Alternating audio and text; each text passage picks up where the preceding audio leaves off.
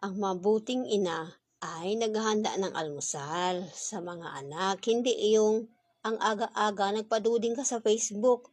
Pero alam mo, advice ko lang, wa gyud angay. So dili mag-trying hard kay Diyos ko, wa gyud angay. Ang naong nimo mura nag-iro.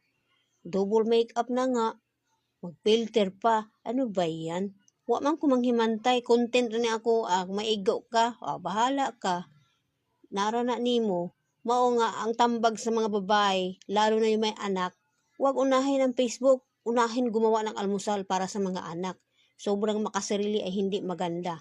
Kaya tara na, gumawa na tayo ng almusal para sa ating mga anak. So ang naisip ko pala ay gumawa ng spaghetti. Yan lang kasi nakita ko sa kitchen namin. So yan na lang muna ang aming almusal. So tara na. Gawa na tayong almusal, hindi yung paduding lagi sa Facebook, why angay, mura nag-iro, ay Ginoo.